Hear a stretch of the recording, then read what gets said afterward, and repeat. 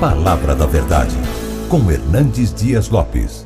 Meus amados irmãos, nós vamos então abrir a Palavra de Deus no livro de Apocalipse, Apocalipse capítulo 9, versos de 1 a 11. Apocalipse 9, versos de 1 a 11. Lido o texto, por favor, mantenha a sua Bíblia aberta comigo nesta passagem. A quinta trombeta. O quinto anjo tocou a trombeta e vi uma estrela caída do céu na terra. E foi-lhe dada a chave do poço do abismo. Ela abriu o poço do abismo e subiu fumaça do poço como fumaça de grande fornalha. E com a fumaceira saída do poço escureceu-se o sol e o ar. Também da fumaça saíram gafanhotos para a terra. E foi-lhes dado poder como que tem os escorpiões da terra. E foi-lhes dito que não causassem dano à erva da terra, nem a qualquer coisa verde, nem a árvore alguma. Então somente os homens que não têm o selo de Deus sobre a fronte. Foi-lhes também dado, não que os matassem, e sim que os atormentassem durante 5 meses. E o seu tormento era como o tormento de escorpião, quando fere alguém. Naqueles dias os homens buscarão a morte e não a acharão.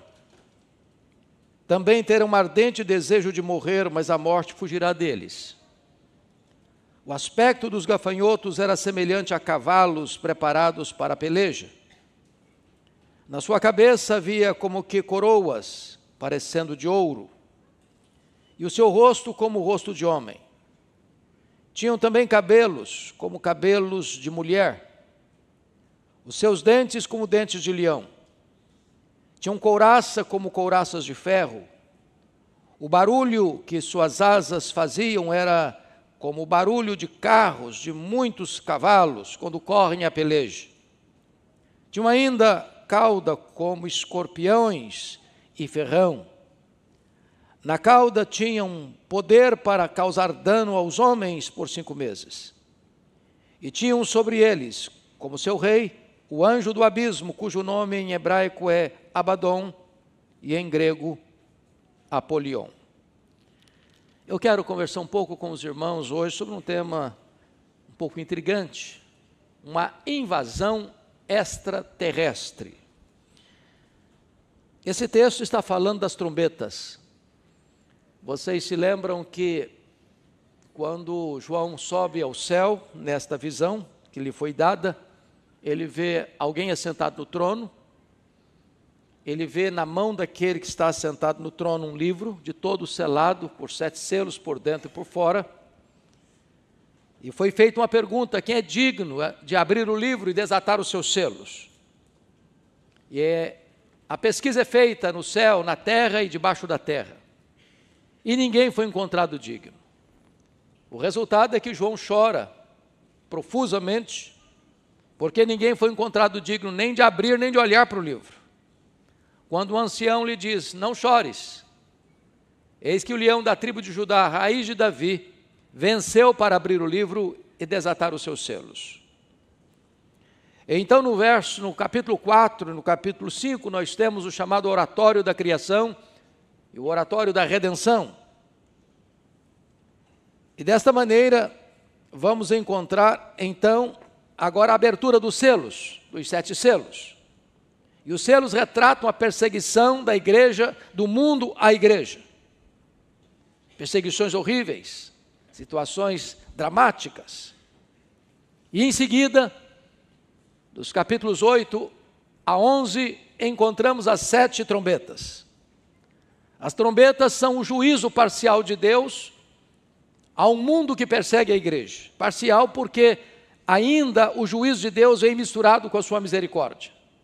São alertas de Deus, trazendo ao homem ainda a oportunidade de arrependimento. E quando as trombetas tocam, elas alcançam os mares, os rios, a terra, os astros, agora atinge os homens.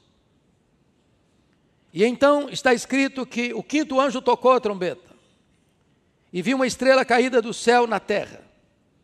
Notem que João não vê a estrela caindo, ele vê a estrela caída. Essa estrela caída é uma representação do diabo, de Satanás, do Abaddon, do Apolion, desse espírito que governa esses seres malignos que sobem do abismo para causar grande tormento aos homens. João já nos informa que este inimigo, chamado de Abaddon, de Apolion, de estrela caída, é um ser já caído, vencido, derrotado, mas ainda em atividade. Observem que foi-lhe dada a chave do poço do abismo. Ele não tem a chave. Quem tem as chaves da morte e do inferno não é o diabo, é Jesus Cristo, é o Filho de Deus, é o nosso Senhor. Mas esta chave lhe é dada. Ele é uma estrela caída e ele não tem as chaves. Ele não tem a chave, esta chave lhe é dada. É claro que o texto está em linguagem pictórica. Não podemos literalizar as figuras aqui, porque criaríamos um ser muito estranho. Porque são gafanhotos, que viram escorpiões, que têm cabeças de cavalo, que têm coroa na cabeça, que têm rosto de homem, que têm cabelo de mulher, que têm dente de leão, que têm couraça de ferro. Portanto, é uma linguagem figurada para representar uma realidade espiritual. E o texto vai nos informar, no versículo 2, que essa estrela caída abriu o poço do abismo, e subiu fumaça do poço como fumaça de grande fornalha, e como a fumaceira saída do poço, escureceu-se o sol e o ar. Portanto, esses seres malignos que saem do abismo são espíritos de trevas, que poluem o ar, as mentes, os conceitos, os valores. E nessa fumaceira não se enxerga direito, não se tem clareza das coisas.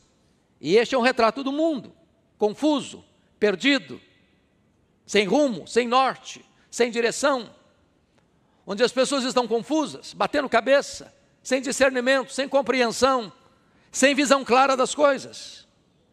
São espíritos que entenebrecem a realidade das coisas. Uma vez que a Bíblia diz que o diabo cegou o entendimento dos incrédulos. Este é o retrato. Mas notem comigo essa invasão no verso 3. Também da fumaça saíram gafanhotos para a terra. Notem que gafanhoto é um inseto muito perigoso. Por onde um bando de gafanhotos passa, tudo devasta, tudo destrói.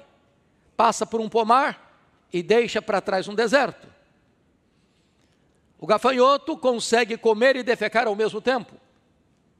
Ele destrói tudo pela sua frente. E esses espíritos malignos que vêm do abismo são comparados a um bando de gafanhotos. Os gafanhotos, os insetos, não têm rei, diz a Bíblia. Mas esses gafanhotos aqui não são gafanhotos, são espíritos malignos.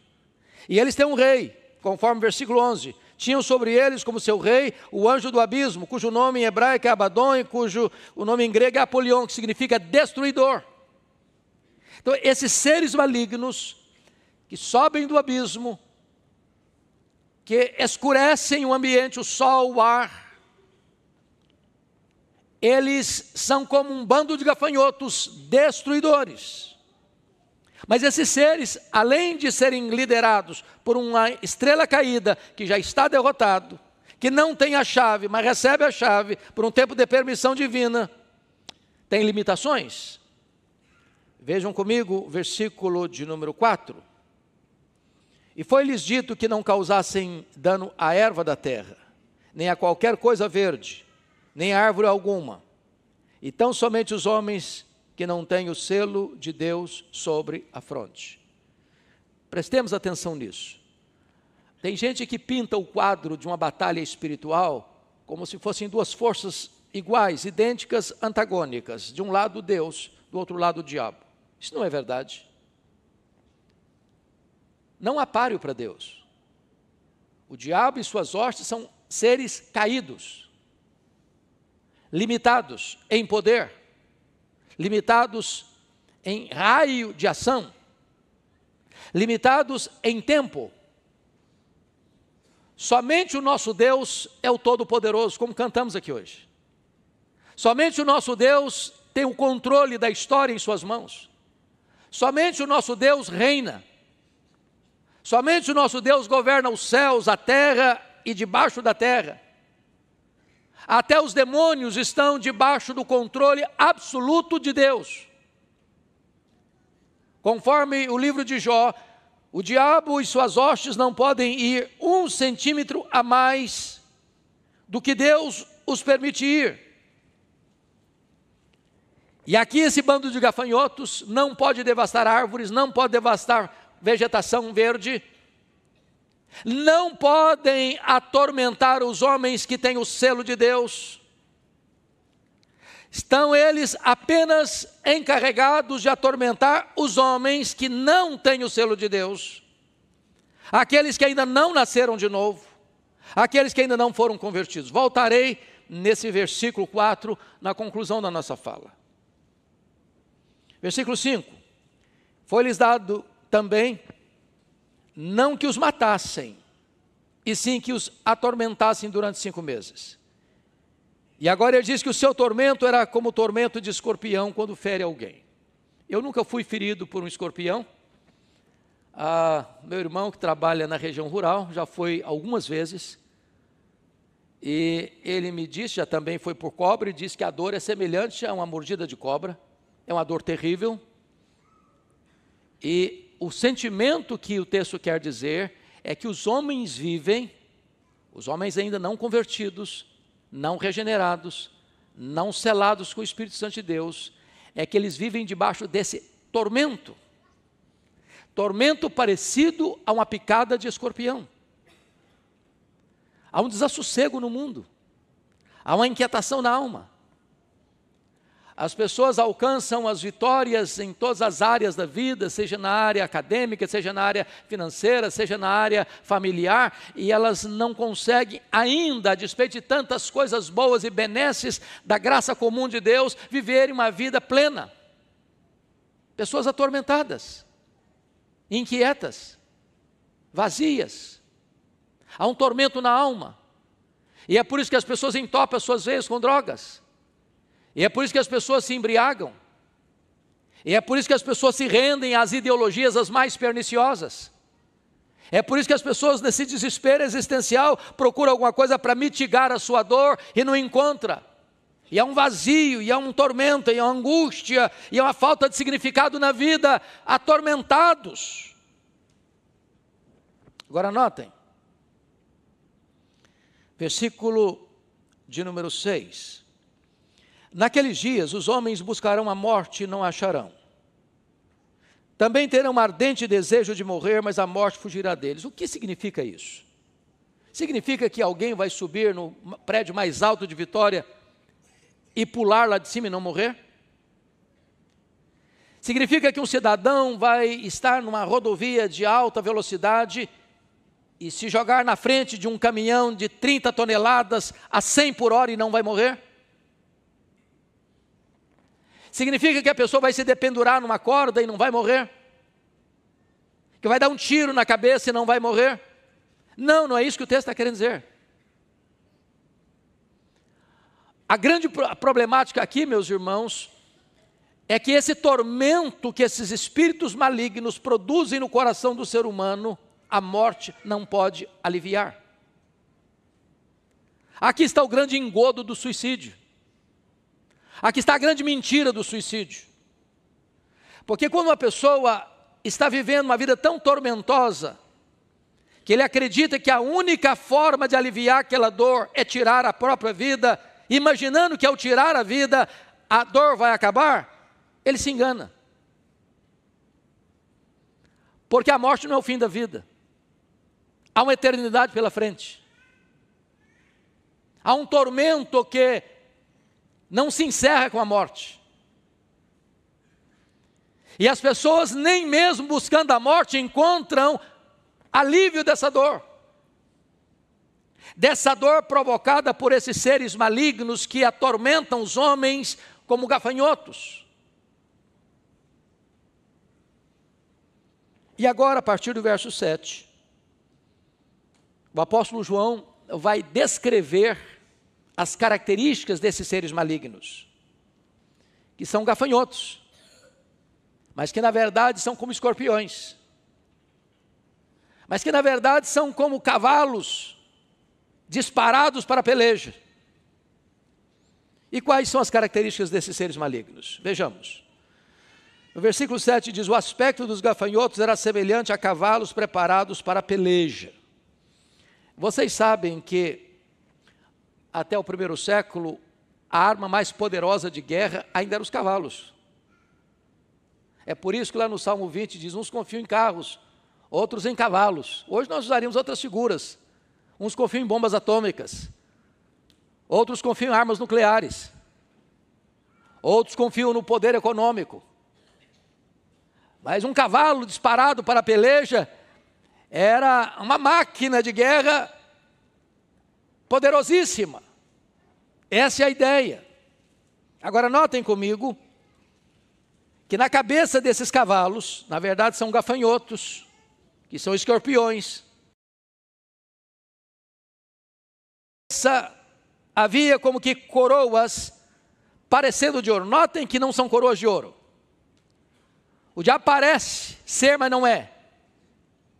Ele usa títulos que não lhe pertencem de fato.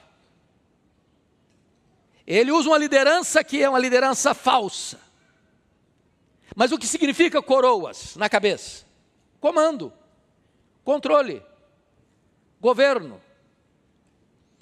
Quem é que está debaixo do controle, do comando e do governo desses cavalos que disparam, que são gafanhotos, que são escorpiões? O texto vai nos dizer no verso 11 que é o Abaddon, que é o Apolion, que é o destruidor, que é o diabo, a antiga serpente, aquele que é ladrão, assassino, aquele que é o pai da mentira, aquele que ruge como leão, mas não é leão, porque só existe um leão verdadeiro, o leão da tribo de Judá. Então, ele tem comando sobre esses espíritos malignos, porque foi lhe dado a chave do poço do abismo. Agora notem mais comigo. Versículo 7 diz que o seu rosto era como o rosto de homem. E o que significa isso? Significa que esses seres malignos têm inteligência. E é por isso que a Bíblia nos ordena a tomarmos todo o cuidado, vigiarmos, porque existe as ciladas do diabo. E a palavra cilada na língua grega traz a ideia de métodos, de estratagemas. Em outras palavras, não tenha dúvida que depois de Deus, ninguém investiga mais a sua vida do que esses seres malignos. Eles espreitam você. Eles conhecem os seus pontos fortes, seus pontos fracos, os flancos, as aberturas que você dá, as brechas que você dá na sua armadura. As táticas são diferentes para pessoas diferentes, em ocasiões diferentes, em situações diferentes. Quem já assistiu o filme O Advogado do Diabo se lembra bem dessa cena. Quando às vezes você acha que você está dominando uma área, não, agora eu vou mudar a minha postura, agora eu vou mudar a minha atitude, agora eu não vou mais agir como eu agia antes. E daqui a pouquinho você se orgulha das suas virtudes. E abre uma brecha para o diabo entrar, novamente. Tem rosto de homem, tem inteligência. E temos que nos acautelar sobre isso. Notem comigo, por favor, versículo: como cabelos de mulher. E o que significa isso? Esse texto reporta os cultos pagãos, onde se misturava nesses cultos pagãos, cultos cananeus, religiosidade com depravação sexual. Existiam as chamadas prostitutas cultuais. E nesses cultos eram verdadeiros bacanais, onde as mulheres, com toda a sensualidade, há uma vida promíscua. Quando o texto diz que tinha rosto de homem, cabeça de mulher, significa que esses espíritos vêm para produzir uma sociedade sexualizada no sentido negativo do termo. Uma sociedade pansexual. Uma sociedade que coisifica aquilo que Deus criou como santo. Uma sociedade completamente depravada sexualmente.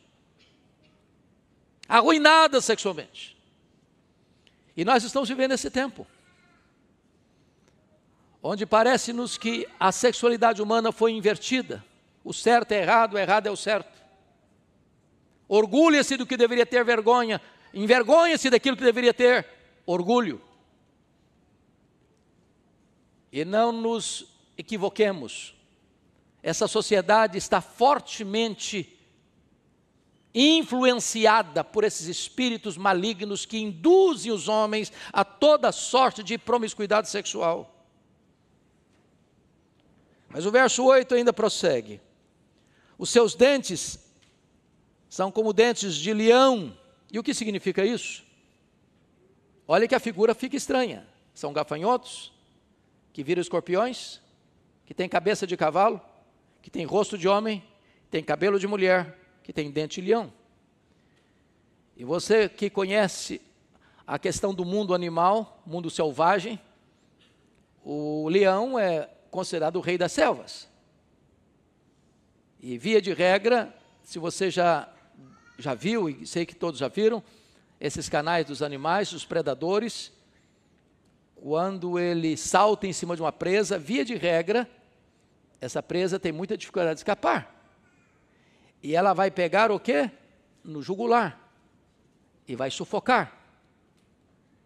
E dessa maneira tira a respiração da presa, tira a força da presa e a devora.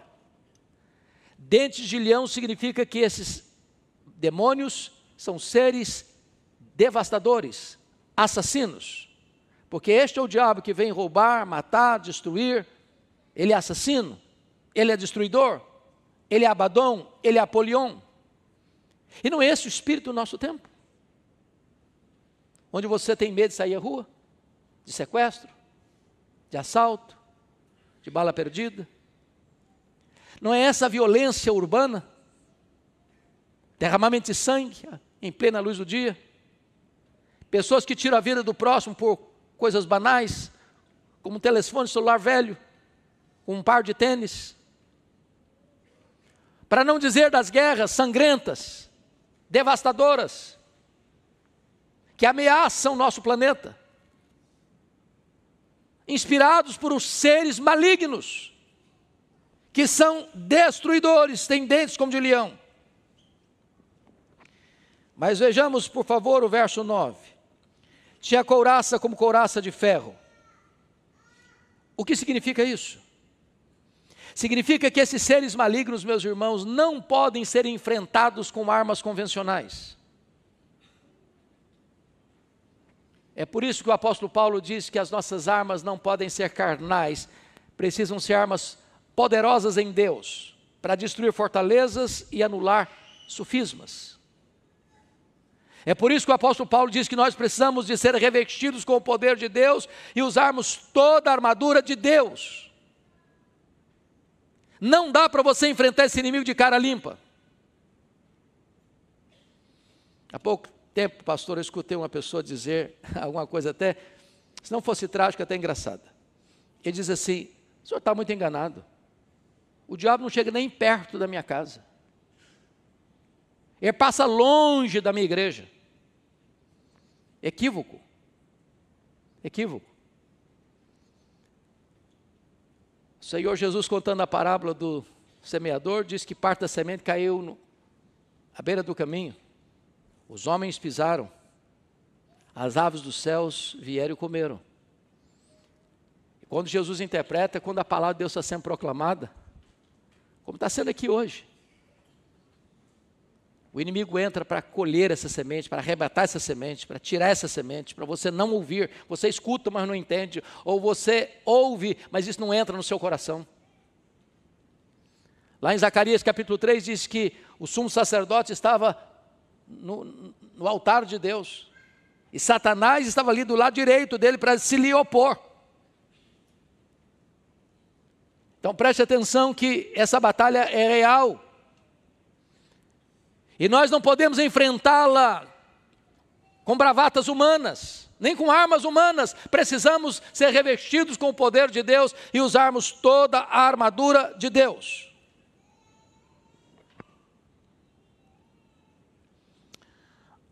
Agora notem comigo que esses seres malignos, vamos voltar ao versículo 4, que eu quero encerrar com ele.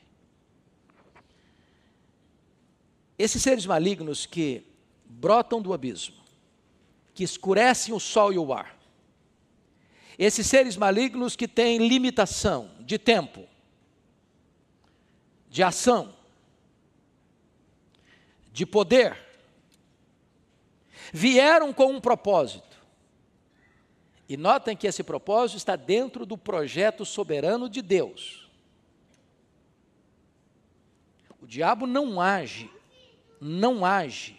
fora do controle do Todo-Poderoso Deus. Quem abre os selos é Jesus. Quem aciona as trombetas é Jesus. Quem vai mandar tocar, acionar as taças da ira, que agora é a ira completa de Deus, é o grande juízo final, é Deus. Quem vai derrotar o quarteto do mal, o diabo, o anticristo, o falso profeta e a grande Babilônia, é o Senhor. Não estamos falando de um universo, irmãos, onde Deus está perdido, esfregando as mãos no céu, ansioso, com medo, sem saber o que está acontecendo. Não, nós servimos ao Deus soberano, Criador, mantenedor da vida, Senhor do universo, que está sentado no trono e controla a história, a igreja, a sua vida, a minha vida, a nossa vida. É esse Deus soberano que servimos. Agora, prestemos atenção. As trombetas são o juízo parcial de Deus para que os homens ainda tenham tempo de se voltar para Deus. Às vezes nós interpretamos os fatos de uma maneira tão equivocada, quando você vê um terremoto, quando você vê um tsunami, quando você vê fenômenos nos astros ou nos rios, e achamos que a natureza está furiosa. Achamos que a natureza age por si mesma. E interpretamos assim. Mas quando você vai fazer uma análise teológica dos fatos,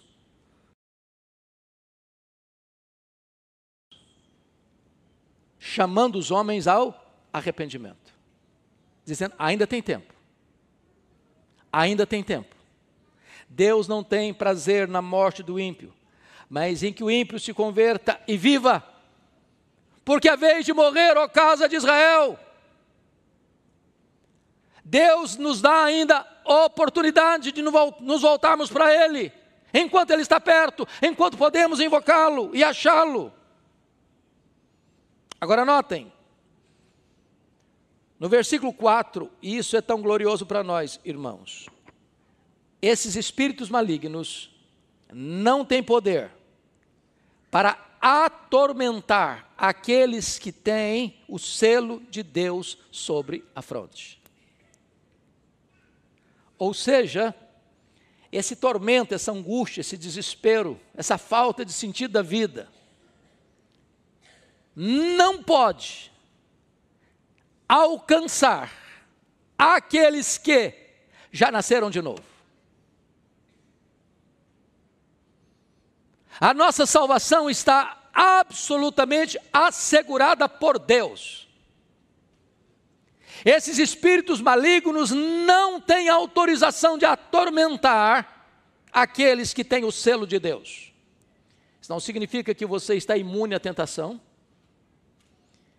Isso não significa que você não tem que vigiar. Isso não significa que você não tem que santificar a sua vida. o que o texto está querendo nos dizer é que Deus separou um povo para si. E Deus salvou esse povo. E Deus selou esse povo. E esse povo é propriedade exclusiva de Deus. Assim como lá no Egito, aqueles que estavam debaixo do sangue do Cordeiro, quando a morte passou, não os atingiu. Eu quero dizer para você que Deus conhece você, que o diabo conhece você. E se você é de Deus, o maligno não lhe toca. Louvado seja o Senhor. Então entendamos isso, irmãos, mas a pergunta a ser feita agora é esta, versículo 4. O que significa esse selo de Deus? O que o Novo Testamento nos apresenta sobre esse selo de Deus? Então nós vamos ler, para explicar isso, lá em Efésios capítulo 1. Efésios capítulo 1. Versículo 13. Está escrito: em quem também vós, está falando de Cristo, depois que ouvistes a palavra da verdade, o evangelho da vossa salvação, tendo nele também crido, fostes selados com o Santo Espírito da promessa. Você tem o selo do Espírito Santo. Todo aquele que nasceu de novo, todo aquele que foi regenerado, todo aquele que foi justificado pela fé, tem o selo do Espírito Santo. Ninguém pode quebrar esse lacre. Ninguém pode romper esse selo. Você é conhecido no céu, na terra e debaixo da terra como propriedade exclusiva de Deus. Você é a menina dos olhos de Deus. Você está seguro nas mãos do Senhor Jesus. Foi Ele quem disse: as minhas ovelhas ouvem a minha voz, elas me seguem, eu dou a elas a vida eterna e ninguém as arrebatará das minhas mãos. Me permita ainda olhar com você Apocalipse capítulo 13, porque muitas pessoas hoje estão levantando essa questão do anticristo e tal. Então vamos dar uma olhadinha o que a Bíblia diz. Capítulo 13, versos 7 e 8. E eu vou encerrar por aqui. Está escrito: foi-lhe dado também que pelejasse contra os santos e os vencesse. Está falando do anticristo, da besta que surge do mar. Deu-se-lhe ainda autoridade sobre cada tribo, povo, língua e nação. E adorá-la-ão, ou seja, a besta, ou seja, o anticristo, adorá-la-ão todos os que habitam sobre a terra. Agora preste atenção. Aqueles cujos nomes não foram escritos no livro da vida do Cordeiro, que foi morto desde a fundação do mundo. Conclusão: o anticristo vai ser adorado no mundo inteiro, por todas as nações, por todas as pessoas, exceto aqueles cujo nome estão escritos no livro da vida do Cordeiro. Significa que Jesus não vai perder nenhuma das suas ovelhas, por mais terra que sejam para o anticristo. Louvado seja Deus. Amados irmãos, o nosso Deus é o Deus soberano na salvação, e é o Deus soberano também em preservar, em guardar nossa vida. Nós estamos nas mãos daquele que é o Todo-Poderoso. Então, voltando para Apocalipse capítulo 9, versículo 4, nós podemos desfrutar aqui de plena segurança e certeza. Num mundo de tanto tormento, de tanta angústia, de tanta dor, de tanto sofrimento, de tanto desespero, de tanta perplexidade, a sua vida, meu irmão, que nasceu de novo, está muito bem segura nas mãos de Jesus. Você tem o selo de Deus. E o diabo e os seus demônios não podem atormentar a sua vida. Que Deus nos abençoe e nos console com esta palavra. Amém.